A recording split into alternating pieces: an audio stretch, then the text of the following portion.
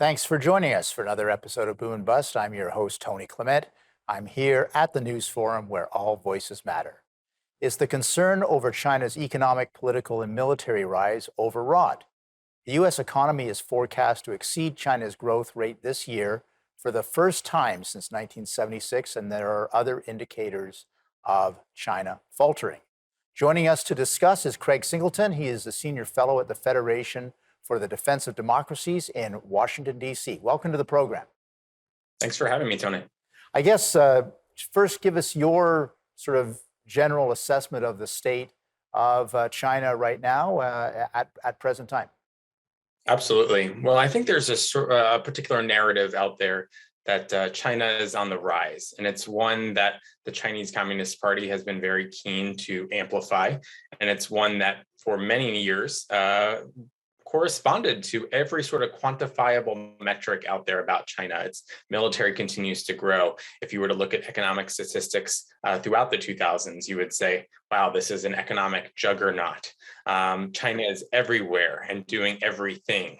And so I think that we have to sort of sit back and recognize that, the last 2 years throughout the pandemic, it sort of feels like the world has been on pause or on hold. A lot has been happening. And China's economy, which had already been slowing before the pandemic, finds itself in free fall right now. And that economic decline sort of poses some pretty serious ramifications for the Chinese Communist Party and its power projection. Yeah, so is this directly attributable to China's zero COVID policy, or does it go deeper than that? Well, I think we've been seeing a general slowing in China's economy for several years, and that was always forecast. And the Chinese Communist Party was very keen to control that sort of economic slowdown and to build a sustainable domestic consumption proposition within China. The idea being that Chinese people buying Chinese things and reducing China's reliance on exports. What we're seeing right now, though, to your point, is a real acceleration in that slowdown. So much so that senior members of the Chinese Communist Party are starting to sound the alarm about what it could mean for the party, its legitimacy, China's future. And I think much of that can really be attributed to Xi Jinping's zero COVID policies, which have been very draconian and really driven a little bit more by ideological considerations than science and maybe what the technocrats inside Beijing are thinking. Yeah, maybe just for our audience, making sure they understand, what is China's zero COVID policy? How does that work?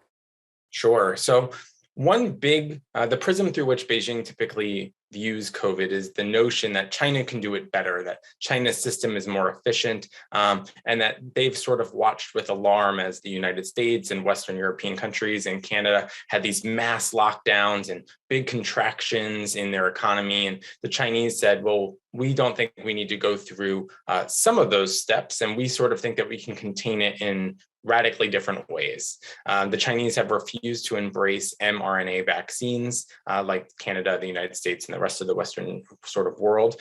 And they were sort of holding on to this idea that they could just keep China outside of its borders. But the highly transmissible Omicron variant sort of was the game changer for them. And as a result, large portions of China and Chinese industry have been locked down for months. Nothing's coming in and nothing's coming out.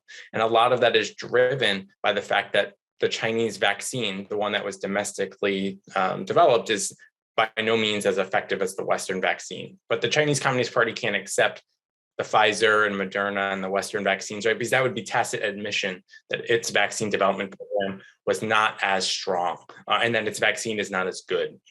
And so it's that ideological hold that really has sort of debilitated China. And while the rest of the world is slowly coming out of the pandemic and we see travel restrictions limited and strong booster campaigns, it's the exact opposite in China right now because they can't seem to sort of embrace the notion that their approach maybe was ineffective, inefficient, but also the notion that to do so would be to acknowledge that the West did it better. And that sort of goes against the philosophy there.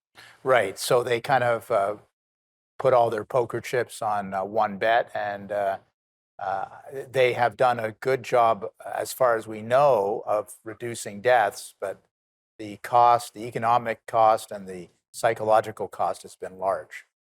It's been quite severe. I mean, we're talking about lockdowns, nothing like we experienced in the Western world where you had to stay home for a week. People in major Chinese cities like Beijing, Shanghai, were stuck in their apartments for more than 120 days.